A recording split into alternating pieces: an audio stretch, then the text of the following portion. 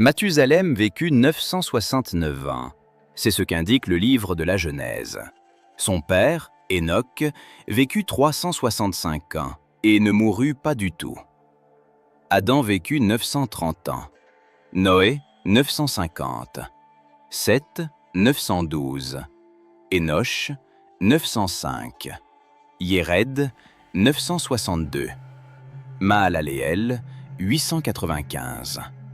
Ce n'est pas une liste d'exceptions, c'est la norme pour les 10 premières générations de l'humanité dans le livre de la Genèse. Avant le déluge, tous les hommes vivent des siècles. Après le déluge, les chiffres diminuent. Sem vit encore 600 ans, Héber 464, Téra 205, Abraham 175. Et Moïse meurt à 120 ans, et cela est déjà souligné comme une longévité exceptionnelle. Ensuite, le psalmiste fixe une nouvelle norme.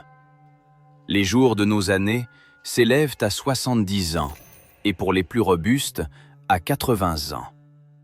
De 969 ans pour Mathusalem à 70, ce n'est pas une baisse progressive, c'est un effondrement.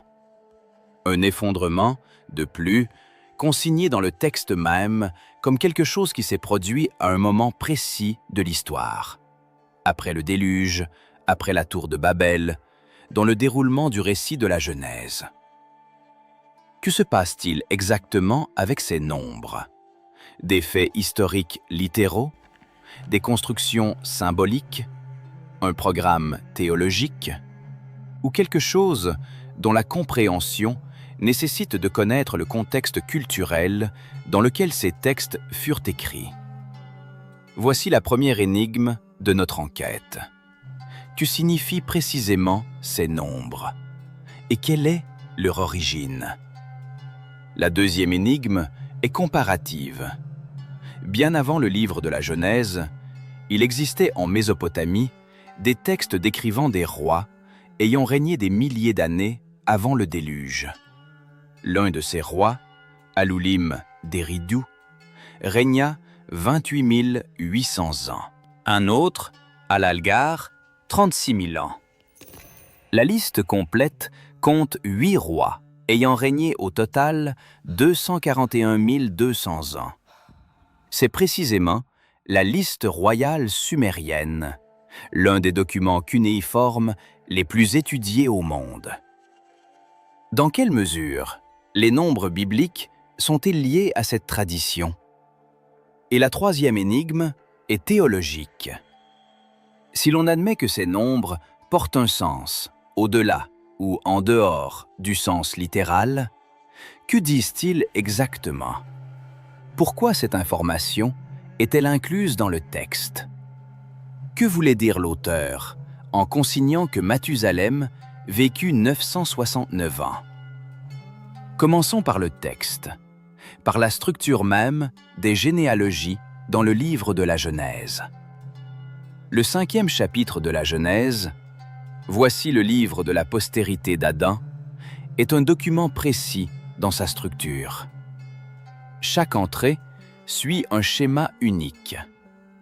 N vécut 10 ans et engendra un fils. Après la naissance de son fils, N vécut encore Y ans et engendra des fils et des filles. Tous les jours de la vie de N furent de Z ans, puis il mourut. C'est cette précision formulaire qui indique que nous avons affaire non pas à un texte poétique, à un hymne, mais à un texte qui prétend à une exactitude chronologique. C'est pourquoi les nombres y sont fondamentalement importants, non pas comme des approximations, mais comme des données concrètes. L'auteur connaît la différence entre 969 et 968. Cette précision est intentionnelle. Mais que signifie exactement cette précision? C'est la première question. Examinons plusieurs approches interprétatives majeures, non pas comme des options équivalentes, mais comme des positions théologiques avec des prémices différentes. La première approche est littérale. Les nombres signifient exactement ce qu'ils disent. Mathusalem vécut 969 années terrestres de 365 jours chacune. C'était une réalité pour les premiers hommes, pour des raisons qui peuvent varier.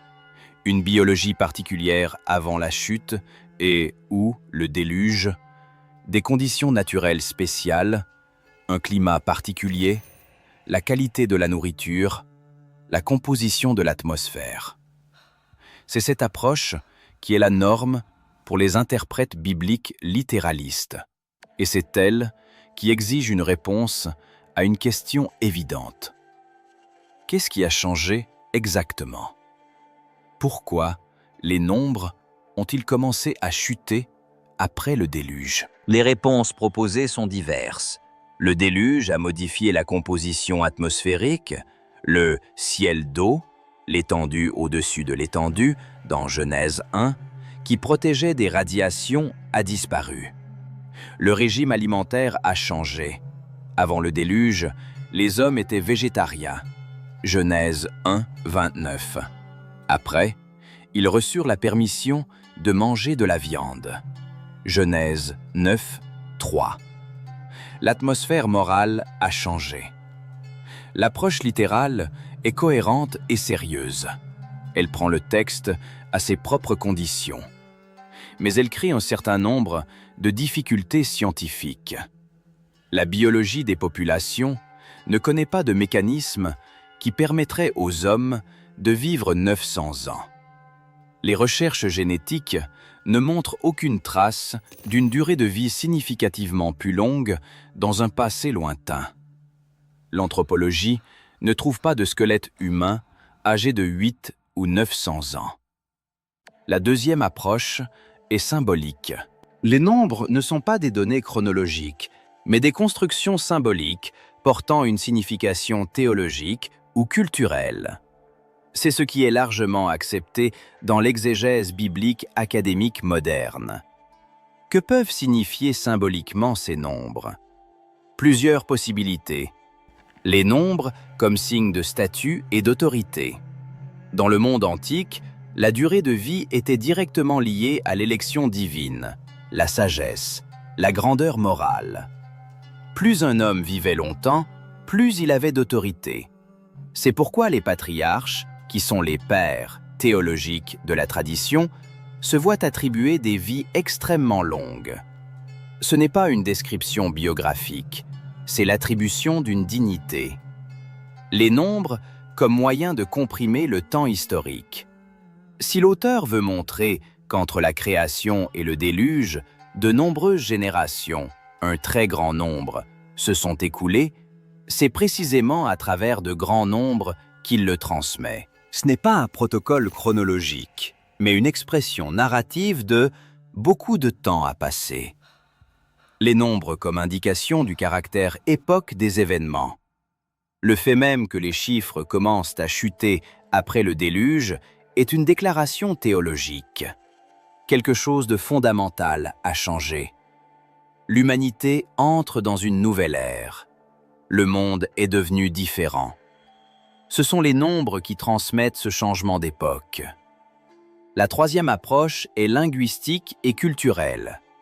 Les nombres sont le résultat d'un système de comptage spécifique, adopté dans l'environnement culturel d'où est issu le texte, et, correctement traduit dans notre système habituel, il donne des résultats différents. C'est ici qu'apparaît l'hypothèse la plus techniquement intéressante, celle du compte lunaire.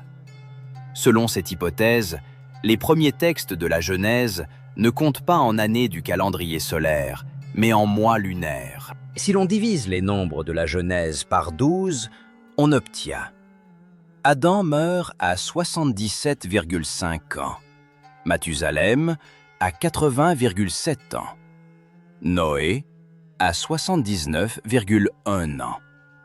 C'est déjà une durée de vie tout à fait réaliste pour le monde antique. Mais cette hypothèse rencontre des difficultés. Selon elle, Enoch mourrait à l'âge de 30,4 ans et Mathusalem engendrerait son premier fils à l'âge de 10,4 ans, si l'on divise 128 ans par 12, ce qui est biologiquement impossible. De plus, d'autres parties de la Torah distinguent clairement les années et les mois, et, en décrivant les âges, elles désignent généralement les années. Nous sommes arrivés au milieu de notre enquête. Il est temps d'examiner ce qui constitue l'argument contextuel le plus important dans le débat, la liste royale sumérienne. En 1926, à Antioche, lors de fouilles, un fragment de texte cunéiforme fut découvert, datant d'environ 150 avant notre ère, mais remontant à des originaux du 3e millénaire avant notre ère. C'est la liste royale sumérienne, un document détaillé énumérant les rois de Sumer et d'Akkad. Sa première partie décrit les rois avant le déluge. C'est précisément cet avant le déluge, Amaru-Bahug en sumérien, Ablu en akkadien, qui constitue le parallèle fondamental avec avant le déluge dans la Genèse. La liste sumérienne divise également l'histoire en avant le déluge et après le déluge, et c'est par cette division qu'elle marque le changement d'époque.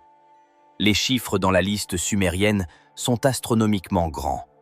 Alulim régna 28 800 ans, Alalgar, 36 000, Enmenluana, 43 200. Au total, les 8 rois d'avant le déluge régnèrent 241 200 ans. Comparés à ces nombres, les chiffres bibliques, Mathusalem avec ses 969 ans, paraissent très modestes. C'est la première observation importante.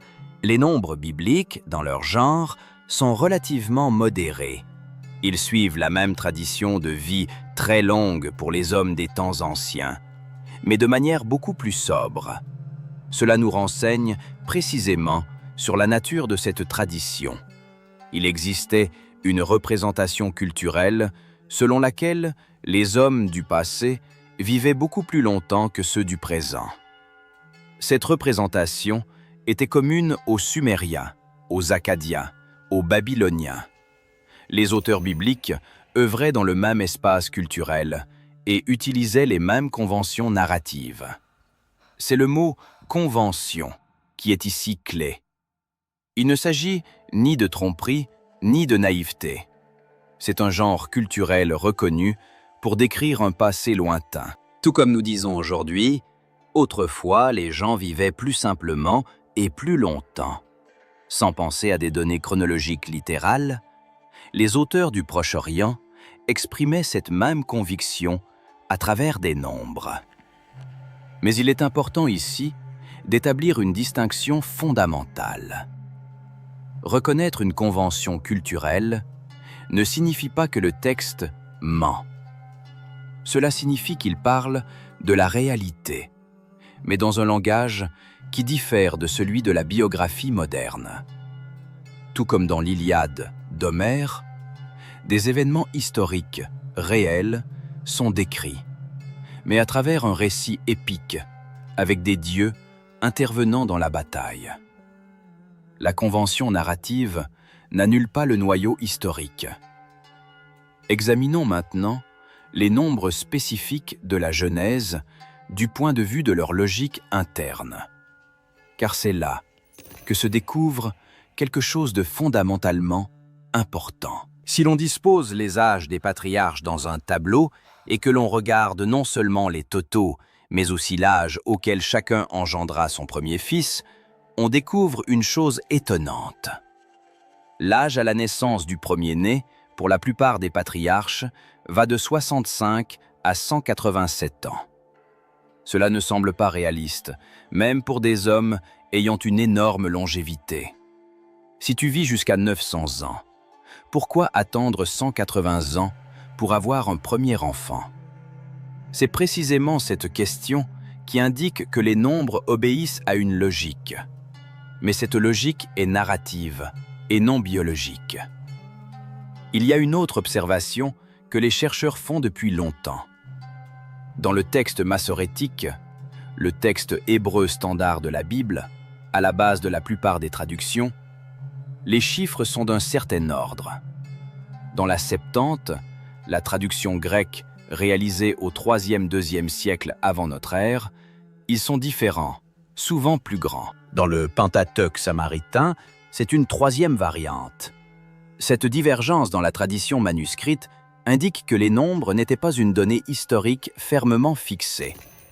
Différentes communautés, en recopiant et en traduisant le texte, apportaient des modifications, ce qui serait impensable avec des faits historiques précis. Considérons maintenant la question théologique, qui est peut-être la plus importante. Pourquoi cette information est-elle incluse dans la Bible? La généalogie du 5e chapitre de la Genèse, Adam, Seth, Énoch, Kénan, Mahalaleel, Yéred, Enoch, Mathusalem, Lémec, Noé. 10 générations. Précisément 10, pas 8, pas 12. Ce nombre est structurel. Après le déluge, à nouveau 10 générations, de Sem à Abraham.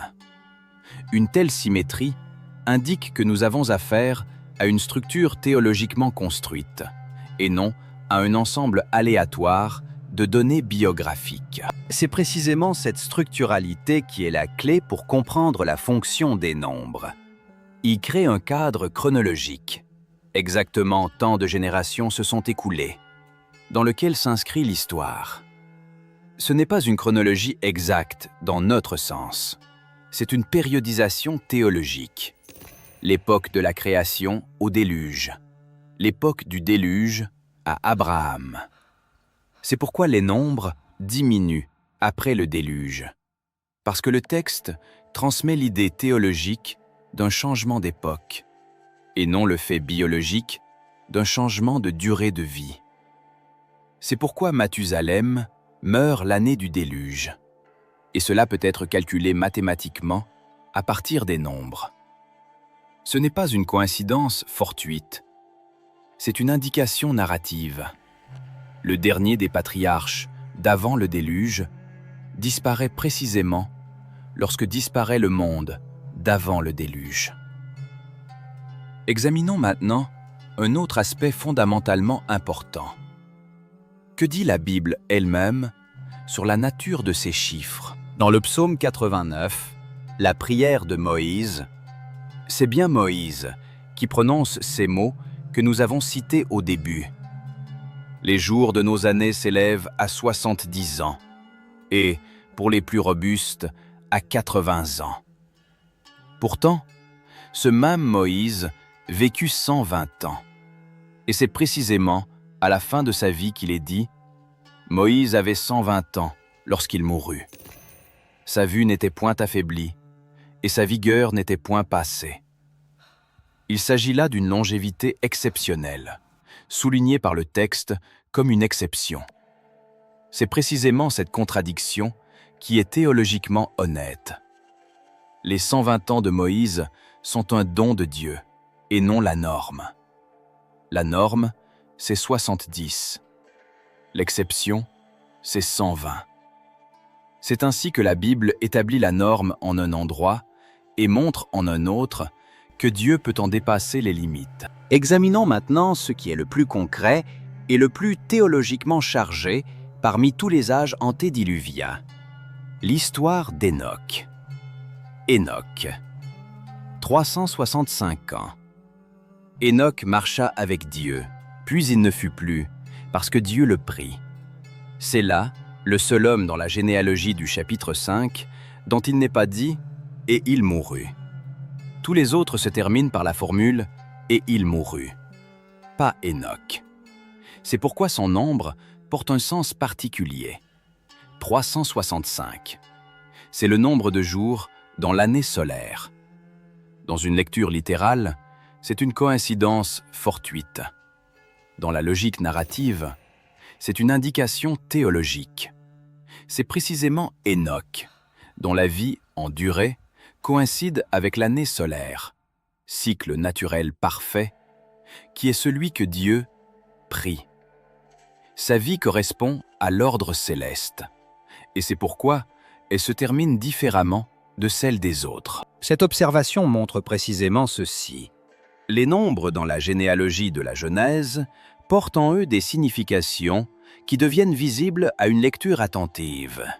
Ils ne sont pas arbitraires, ils portent un sens. Mais ce sens est théologique et non biographique. Considérons une autre interprétation, populaire dans certains cercles académiques et qui mérite l'attention. Les nombres comme résultat d'un système mathématique spécifique. Plusieurs chercheurs, notamment l'érudit américain John Walton, dans son travail sur le contexte proche oriental de la Genèse, indiquent que les nombres dans la généalogie pourraient être construits selon certains principes mathématiques liés au nombre 6 et à ses dérivés, 60, 600, 6000.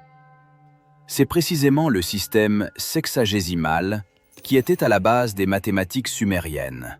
C'est pourquoi l'âge maximal de Mathusalem, 969, est proche de 1000, le nombre maximal à 3 chiffres dans le système sexagésimal. Et le nombre 59, la différence entre 1000 et 969, porte également une signification structurelle. Cette version mathématique n'est pas universellement acceptée. Elle est contestée. Mais elle nous montre quelque chose d'important. Les chercheurs prennent au sérieux le fait que les nombres véhiculent un système spécifique et ne sont pas aléatoires. Maintenant, les conséquences théologiques. Qu'est-ce qui change exactement dans notre compréhension du texte si les nombres ne sont pas des données biographiques littérales, mais des constructions narratives? Avant tout, rien de fondamental ne change dans le contenu théologique. Le texte du chapitre 5 de la Genèse dit « Dieu créa l'homme. L'homme meurt, entre la naissance et la mort, des générations. » C'est cela, le noyau théologique. c'est la généalogie d'Adam à Noé qui établit la continuité de l'histoire humaine de la création au déluge. C'est cette continuité qui est théologiquement importante, et non le fait que cela ait été 700 ou 900 ans dans une biographie particulière. Ce qui change, c'est le modèle de lecture. Au lieu de tenter d'expliquer comment il est biologiquement possible de vivre 900 ans, le lecteur se trouve libre de poser la question. Que dit exactement ce texte sur la nature de l'homme, sur la nature du temps, sur la nature de la mort, sur la nature de cette histoire que Dieu conduit? C'est précisément cette question qui est théologiquement productive. Non pas comment, mais quoi. Considérons maintenant un autre contexte fondamentalement important, ce qui arrive à la durée de vie après Abraham. Abraham, 175 ans. Isaac, 180. Jacob, 147. Joseph, 110. Moïse, 120. Josué, 110. C'est ici que se situe un point fondamental. Après Josué, dans l'Ancien Testament, il n'y a plus de personne dont l'âge à la mort soit appelé un nombre de siècles. Les rois meurent, mais leur âge au décès n'est soit pas indiqué, soit est ordinaire. C'est précisément cette transition qui est théologiquement significative. L'ère des patriarches, des hommes à la vie exceptionnellement longue, un lien direct avec Dieu, des manifestations directes de Dieu. Ensuite, l'ère de la loi, des prophètes, des rois, une vie biologique ordinaire. C'est précisément la longue vie des patriarches qui fait partie de leur statut particulier. Ils appartiennent à une ère qui est théologiquement autre. C'est là la réponse à la question « Pourquoi précisément à cette époque ?» Parce que le texte décrit une autre époque. Non pas biologiquement autre au sens littéral, mais théologiquement autre. L'ère du commencement, où tout était à une plus grande échelle. C'est ainsi que fonctionne la logique narrative. Dans les contes et les mythes, les héros du passé sont plus grands, plus forts, plus sages. Parce que c'est précisément à travers cela que s'exprime l'idée théologique que le passé est autre, par sa nature même. Ce n'est ni une tromperie, ni de la naïveté. C'est un principe narratif que toutes les cultures utilisent pour décrire leur passé légendaire. Examinons maintenant quelques détails concrets qui ajoutent des traits importants à ce tableau. Le premier, la question de Lamech, père de Noé. C'est Lamech, l'un des rares patriarches dont les paroles à la naissance de son fils sont consignées. Celui-ci nous consolera de nos fatigues et du travail pénible de nos mains, provenant de cette terre que l'Éternel a maudite. C'est Lamech qui dit cela de Noé. Et c'est Noé, celui par qui l'histoire obtient un nouveau commencement. C'est un discours théologique. C'est précisément la longue vie de Lamech qui lui permet de voir son descendant dans le rôle de consolateur.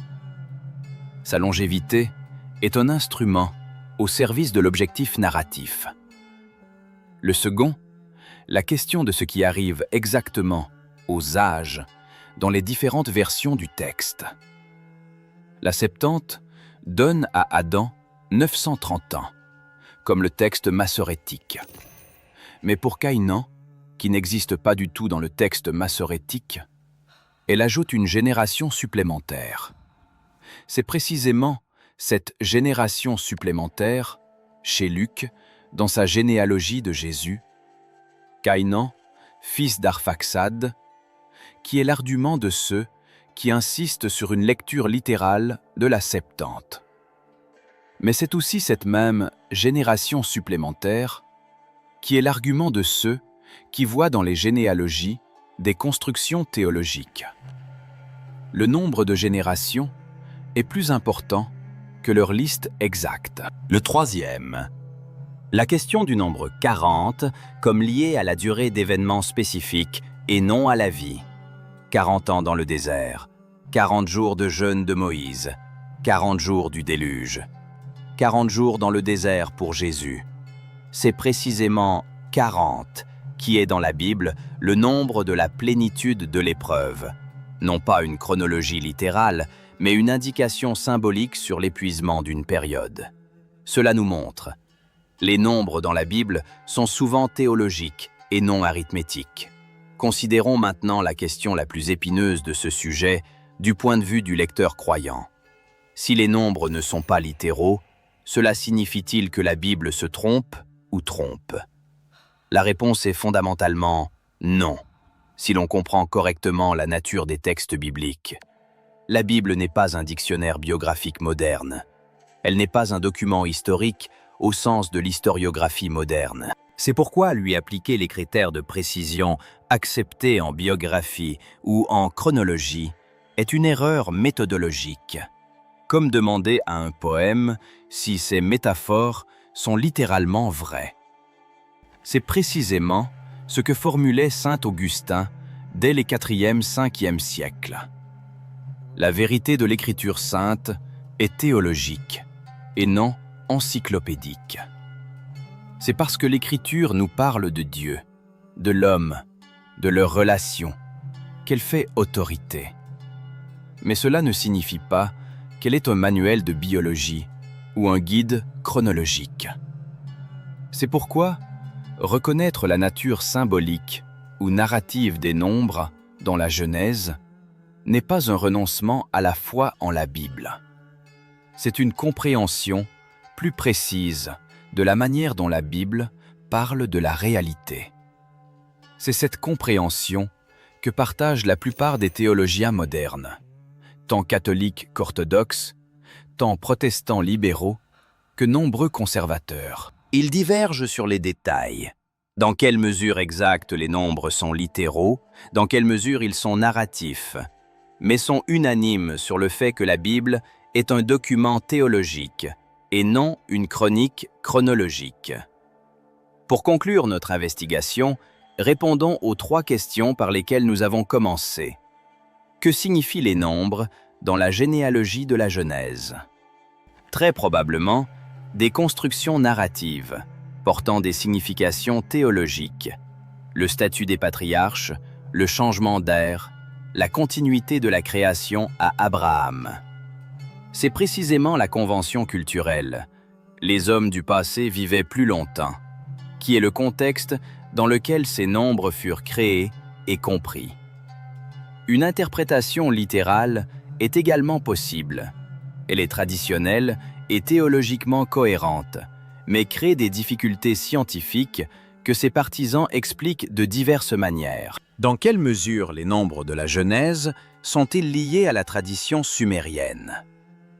Fondamentalement liés, précisément en ce sens que les 2 textes travaillent avec une même convention culturelle de longévité antédiluvienne et de changement d'ère par le déluge. Mais les nombres bibliques sont nettement plus modestes que les Sumériens. Et c'est précisément cette modestie qui parle du programme théologique. Non pas une exagération épique, mais une fixation modérée du principe. Que nous dit exactement la théologie sur ces nombres? Que le passé est autre par nature, c'est une vérité théologique, exprimée à travers une convention narrative. Que la vie humaine est limitée et finie, c'est une constante qui demeure à travers toutes les ères. Adam mourut à 930 ans, le psalmiste meurt à 70. Tous deux, mortels. C'est précisément la mortalité qui est ce qui ne change pas entre le commencement et aujourd'hui. Les jours de nos années s'élèvent à 70 ans, et pour les plus robustes, à 80 ans. Et leur plus grande fierté n'est que peine et misère, car elles passent vite, et nous nous envolons. Psaume 89. Mathusalem vécut 969. Le psalmiste décrit 70. La différence est fondamentale. Mais le psaume lui-même parle de la même chose, du temps qui passe, de l'homme vulnérable, du fait que devant Dieu, 1000 ans sont comme le jour d'hier. C'est cela, et non un chiffre concret, qui est le noyau théologique de tout le sujet. La durée de la vie change. Le fait même de vivre devant Dieu, non. Mathusalem, 70. Vous, un seul Dieu, une seule condition. Enseigne-nous à bien compter nos jours, afin que nous appliquions notre cœur à la sagesse. C'est cela, les derniers mots de ce même psaume.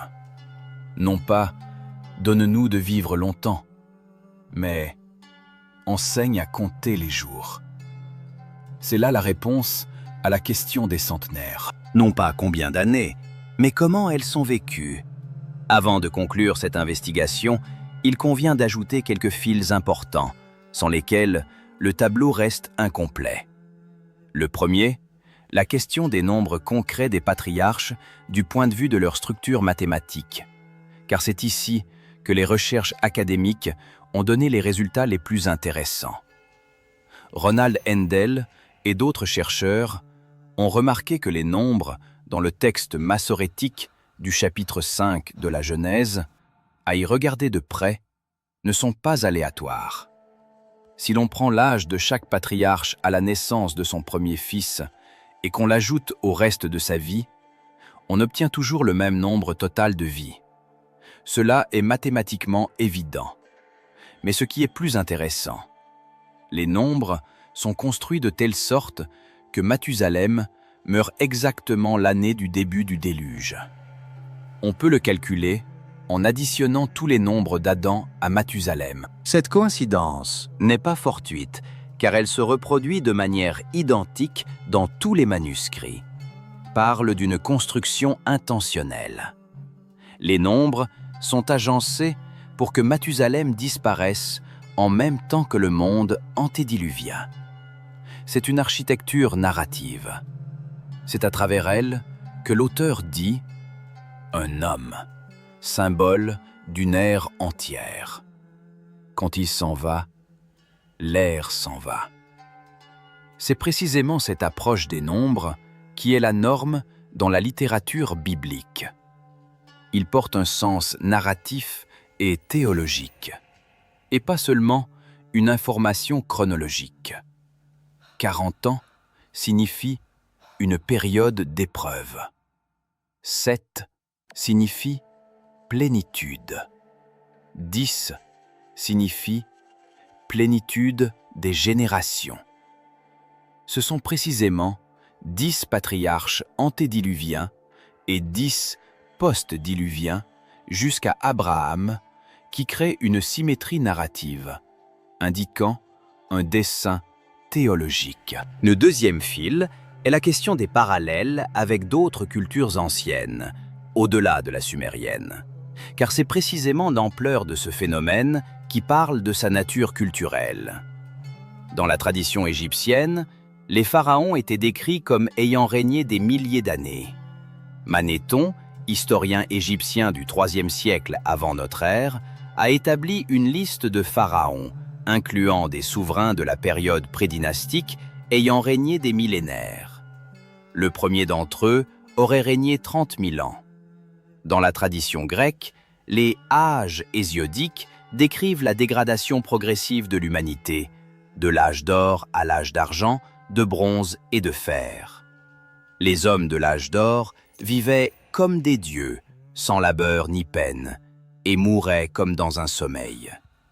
C'est précisément ce passé doré qui est l'analogue grec de la période biblique antédiluvienne. Dans la tradition védique indienne, les yugas, ères cosmiques, ont des durées variées. Et les hommes du premier yuga, le Krita Yuga, vivent 100 000 ans. Dans les yugas suivants, la durée de vie diminue. C'est précisément cette large diffusion d'un même motif, les hommes du passé vivaient incomparablement plus longtemps, qui indique que nous n'avons pas affaire à une croyance juive unique, mais à une intuition narrative universelle. C'est cette intuition qui exprime l'idée théologiquement importante. Le commencement était meilleur que la fin. Le passé était plus proche de l'idéal que le présent. C'est précisément le récit biblique qui repense cette intuition dans une clé monothéiste.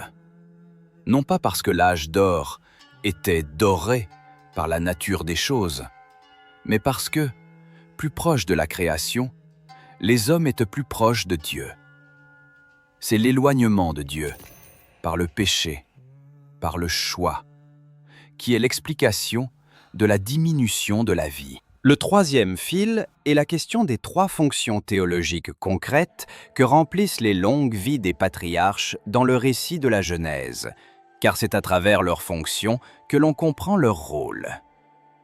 Première fonction, la transmission de la tradition. Dans une culture orale, où l'écrit est rare, ce sont précisément les personnes âgées qui sont les gardiennes de la mémoire. Si Adam a vécu 930 ans et que Noé est né alors qu'Adam était encore en vie, ce qui est mathématiquement possible avec les nombres donnés, alors un seul être porte en lui les souvenirs depuis le commencement. C'est ainsi que fonctionne la transmission orale de la tradition, par des témoins vivants. C'est pourquoi Mathusalem n'est pas simplement l'homme le plus vieux de la Bible. Il est le symbole de la continuité. C'est à travers lui que se tend le fil de la mémoire vivante, d'Adam à Noé. Ces 969 ans, ce sont 969 ans de lien vivant avec l'origine. Deuxième fonction, la légitimation de l'autorité. Dans la plupart des cultures anciennes, l'âge était source d'autorité. L'ancien, Zaken en hébreu, est celui qui a vécu longtemps et qui sait. C'est pourquoi Noé, Abraham, Moïse sont des hommes d'autorité. Ils ont vécu longtemps. Leur expérience est incomparable à celle des plus jeunes. C'est précisément la longue vie qui confirme leur élection divine, car la longévité était perçue comme une bénédiction de Dieu. Troisième fonction, le signe eschatologique. C'est précisément la diminution de la durée de vie de génération en génération qui est l'image narrative de la dégradation du monde. Ce n'est pas du pessimisme, c'est une constatation théologique. Le monde évolue dans une direction qui exige une intervention. C'est précisément vers cela que mène l'histoire de la Genèse, vers Abraham, vers le peuple, vers l'alliance. C'est à travers cette diminution que naît le besoin de ce que Dieu commence à faire avec Abraham. Le quatrième fil est la question des tentatives scientifiques d'expliquer la base biologique de la longévité extrême, car c'est ici que l'on voit s'affronter deux types de questions. Au XXe siècle, plusieurs scientifiques ont tenté de proposer des mécanismes scientifiques qui pourraient rendre possible une vie de plusieurs centaines d'années. L'un des arguments les plus élaborés concerne les télomères, les capuchons protecteurs aux extrémités des chromosomes, qui raccourcissent à chaque division cellulaire. C'est précisément le raccourcissement des télomères qui est l'un des mécanismes clés du vieillissement. Si l'on suppose qu'avant le déluge ou avant la chute, les télomères fonctionnaient différemment, cela pourrait expliquer une durée de vie significativement plus longue. Un autre argument est lié au dôme d'eau au-dessus de la Terre. C'est précisément cette hypothèse, fondée sur une lecture littérale du « firmament au milieu des eaux » de la Genèse 1, 6 à 7, qui suggère qu'avant le déluge, la Terre était protégée par une couche d'eau dans l'atmosphère, qui la protégeait des rayons ultraviolets et créait un effet de serre. C'est précisément ce dôme, détruit par le déluge, qui permettait de vivre plus longtemps, et sa disparition explique la diminution de la durée de vie après le déluge. Ces hypothèses nous montrent ceci. Des tentatives sérieuses d'expliquer une compréhension littérale ont été faites et se font. Elles ne sont pas absurdes, elles sont cohérentes dans leurs prémices. Mais elles n'ont pas reçu de confirmation scientifique. Il n'existe pas de données paléontologiques, génétiques ou anthropologiques qui soutiendraient une durée de vie substantiellement plus longue dans un passé lointain. C'est pourquoi la réponse honnête est « La science ne confirme pas une lecture littérale de ces nombres. » Mais elle ne peut pas non plus la réfuter définitivement, car il s'agit d'une période pour laquelle nous n'avons pas de données biologiques directes sur des individus précis. Le cinquième fil est la question du texte théologique le plus important lié au thème de la longévité. Les 120 ans de Moïse et de la formulation unique qui décrit sa mort. Deutéronome, chapitre 34. Moïse était âgé de 120 ans lorsqu'il mourut. Sa vue n'était point affaiblie, et sa vigueur n'était point passée. C'est précisément cette formulation. Sa vue n'était point affaiblie, sa vigueur n'était point passée, qui est théologiquement fondamentale. Elle ne parle pas simplement d'une longue vie. Elle parle d'une vie non brisée par la vieillesse. Moïse est mort, mais il n'était pas décrépit. C'est précisément cela qui est le don de Dieu, non pas une vie infinie, mais une vie pleine jusqu'au bout. C'est précisément cela qui est la réponse à la question « À quoi sert la longévité ?» Non pas la quantité d'années en soi, mais la qualité de la vie dans chacune de ces années. C'est précisément Moïse, 120 ans, et sa vue n'était point affaiblie, qui est l'image de l'homme dont la vie a été vécue avec un plein engagement, qui n'a pas eu de reste de vie gaspillé. C'est précisément cela qui est l'idéal théologique. Non pas la longévité de Mathusalem, mais la plénitude de Moïse. Le sixième fil est la question de la manière dont la tradition rabbinique a travaillé avec les nombres de la Genèse et de la position qu'occupaient les sages du Talmud. Dans le Talmud, les âges des patriarches sont acceptés comme une donnée. Ils sont discutés, mais pas contestés littéralement. C'est à partir de ces nombres que les rabbins calculaient la chronologie. Quand exactement Abraham a-t-il rencontré Mathusalem? Noé pouvait-il connaître Abraham? Combien d'années se sont écoulées d'Adam au Sinaï? Ces calculs montrent ceci. Les rabbins acceptaient les nombres littéralement, dans le sens où ils les utilisaient pour des calculs chronologiques. Mais en même temps, ils savaient que ces nombres portaient un sens théologique au-delà du chronologique. C'est précisément Mathusalem, comme symbole de longévité, qui est devenu dans la littérature rabbinique le modèle de l'idiome. Vivre comme Mathusalem, c'est-à-dire atteindre une extrême vieillesse. Ce qui est fondamentalement important. Les rabbins n'ont pas tenté d'expliquer le mécanisme biologique de la longévité des patriarches. C'est précisément cela qui indique que pour eux, la question « Comment ont-ils vécu si longtemps ?» n'était pas théologiquement primordiale. Ce qui était primordial était « Que faisaient précisément ces hommes pendant ce temps et quelle place occupent-ils dans l'histoire du peuple ?» C'est précisément cette approche, le « quoi » et non le « comment », qui est théologiquement la plus productive, même à notre époque. Le 7e fil est la question du nombre 120, comme nombre théologique particulier dans la tradition juive. Les 120 ans de Moïse sont devenus dans la tradition juive le symbole de la vie la plus bénie. C'est pourquoi le souhait d'anniversaire juif est « jusqu'à 120 ». Ad mea ve'esrim. Pas jusqu'à 1000, pas jusqu'à Mathusalem, mais précisément jusqu'à 120.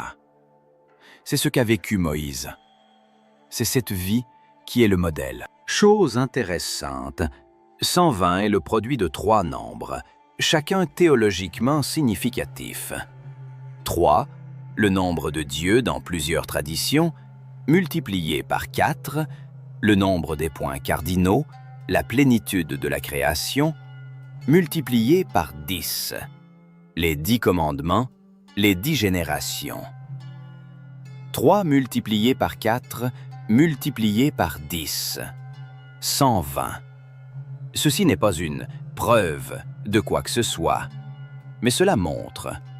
Les nombres dans la tradition biblique fonctionnent dans plusieurs dimensions simultanément. Et c'est précisément la multidimensionnalité, et non l'univocité, qui est leur norme. Le 8e fil est la question du psaume 89 comme réponse théologique au thème de la longévité. Ce psaume, prière de Moïse, homme de Dieu, est le seul psaume attribué à Moïse. C'est lui qui contient l'énoncé théologique le plus direct sur la nature de la vie humaine et sa brièveté. « Seigneur, tu as été pour nous un refuge d'âge en âge. Avant que les montagnes fussent nées et que tu eusses créé la terre et le monde, d'éternité en éternité, tu es Dieu. » C'est par cela, par l'éternité de Dieu, que commence le psaume. Et c'est sur le fond de cette éternité que se détache la brièveté de l'homme. Tu fais retourner l'homme à la poussière, et tu dis « Retournez, fils des hommes ». Car 1000 ans sont, à tes yeux, comme le jour d'hier quand il passe, et comme une veille de la nuit. 1000 ans, comme le jour d'hier. C'est précisément cela, le contexte théologique de toute discussion sur la durée de la vie. Devant Dieu, il n'y a pas de différence entre Mathusalem et le psalmiste. Tous deux sont comme le jour d'hier. Tous deux sont face à l'éternité. C'est précisément cela qui est la dernière parole du psaume. Enseigne-nous à bien compter nos jours, afin que nous appliquions notre cœur à la sagesse. Pas « donne-nous de vivre comme Mathusalem », mais « enseigne-nous à compter les jours ». C'est précisément le bon compte et non la longévité qui est le but théologique. Terminons notre enquête par ce qui est le plus important. Les centenaires de la Bible, d'Adam à Mathusalem, sont des personnages narratifs de l'époque du commencement. C'est à travers leur nombre que le texte dit que ce commencement était différent par nature, plus proche de Dieu, plus proche de l'idéal, plus proche de cet état dans lequel l'homme a été conçu. C'est précisément la diminution de ces nombres qui est l'image théologique de l'éloignement de l'humanité de cet idéal. Peut-être qu'à l'origine de ces nombres se trouve une tradition réelle sur des hommes ayant vécu bien plus longtemps que la normale. Peut-être s'agit-il de constructions narratives exprimant une idée théologique. Peut-être une combinaison des deux. La réponse honnête, nous ne savons pas avec certitude. Ce que nous savons, le texte nous dit quelque chose d'important. Et cet important n'est pas « comment vivre 900 ans », mais ce que Moïse a formulé quelques chapitres avant sa mort. « Enseigne-nous à bien compter nos jours, afin que nous appliquions notre cœur à la sagesse. » Mathusalem, 969 ans. Le psalmiste, 70. Vous, autant qu'il est donné. Une question pour tous. Comment ont-ils été vécus? C'est précisément de cela que parle réellement la Bible lorsqu'elle donne les nombres des patriarches. Il y a encore quelques détails qu'il est important d'ajouter. Le premier, la question de Mathusalem lui-même et de pourquoi c'est lui qui est devenu le symbole de la longévité dans la culture mondiale, et non par exemple Adam, qui a vécu 930 ans. Mathusalem, Methushélah en hébreu, est le grand-père de Noé. Son nom est traditionnellement traduit de deux manières, soit « homme de la lance », de « mais », homme, et « Shélah », lance ou javelot, soit « sa mort apportera », ce qui fait écho à la tradition du déluge, survenu l'année de sa mort. C'est précisément cette seconde lecture, « sa mort apportera », qui a engendré la tradition populaire.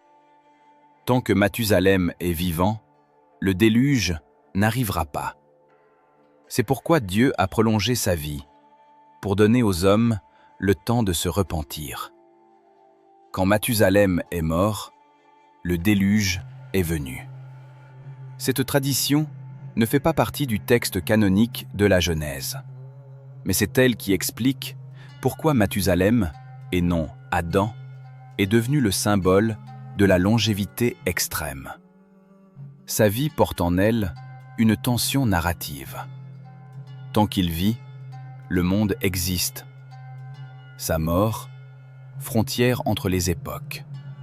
C'est pourquoi l'âge de Mathusalem, en russe, signifie non seulement très longtemps, mais si longtemps qu'on ne peut plus l'imaginer. Mathusalem est devenu l'image culturelle de la longévité absolue, précisément parce que sa vie est le point ultime dans le récit.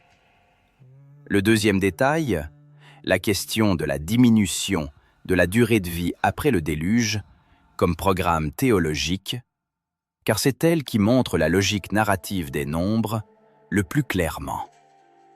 Après le déluge, les nombres diminuent, non pas de manière aléatoire. Ils diminuent en deux phases distinctes. Première phase, de Sem à Héber, 600, 435, 430, 464, 239, 230, 219 ans. C'est une diminution graduelle, environ de moitié en quelques générations. Deuxième phase, de Péleg à Abraham, 239, 230, 219, 148, 125, 146, 205, 175. C'est ici que les nombres atteignent un plateau, et ce plateau correspond à l'époque des patriarches, dont les vies sont décrites en détail. Abraham, Isaac, Jacob. C'est précisément ce plateau qui indique que la diminution est achevée. Une nouvelle normalité est advenue, une vie de 170, 180 ans. Puis, après Joseph, la transition vers la norme de 70 à 100 ans. C'est précisément cette structure en 3 étapes, longévité antédiluvienne, diminution graduelle, nouvelle norme, qui est une architecture théologique et non une chronique biologique. Elle divise l'histoire de l'humanité en époques, et c'est précisément à travers les nombres qu'elle marque la transition entre elles. Le 3e détail, la question de ce qu'il advient de l'âge dans le Nouveau Testament et pourquoi ce thème y reçoit beaucoup moins d'attention. Dans le Nouveau Testament, la durée de la vie comme thème disparaît presque complètement. Aucun des apôtres n'est décrit comme un centenaire exceptionnel. Jésus meurt vers 33 ans, et cela est fondamentalement important. C'est précisément la jeunesse de sa mort qui souligne que sa signification n'est pas dans la longévité, mais dans ce qu'il a accompli. C'est précisément ce changement d'accent, de la longévité comme indicateur de justice à la plénitude de l'engagement comme indicateur de justice, qui est le mouvement théologique de l'Ancien au Nouveau Testament. C'est pourquoi l'apôtre Paul dit « Pour moi, vivre, c'est Christ, et mourir est un gain. Pas « donne-moi de vivre comme Mathusalem », mais « vivre, c'est Christ ». La qualité et non la quantité, l'engagement et non la durée. C'est précisément cela qui est le dernier mot théologique sur le thème de la longévité. De Mathusalem a vécu 969 ans à « pour moi, vivre, c'est Christ ». Ce n'est pas une contradiction, c'est un développement. C'est à travers ce développement que l'on comprend que les nombres des patriarches étaient le langage théologique de leur époque. Un langage parlant de ce qui a été dit autrement par la suite, mais de la même chose, de la nature de la vie, de sa valeur, de ce qui la rend significative. Mathusalem a vécu 969 ans, et il est mort l'année du déluge. Abraham a vécu 175 ans, et il mourut dans une heureuse vieillesse, rassasié de jours. Précisément ainsi, save, rassasié, repu, satisfait. Pas « il a vécu longtemps », mais rassasié de jours. C'est précisément cela, la plénitude, qui semble être ce que les nombres des patriarches tentent de transmettre. Non la quantité d'années, la plénitude de celle-ci. Enseigne-nous à bien compter nos jours, afin que nous appliquions notre cœur à la sagesse. Précisément cela.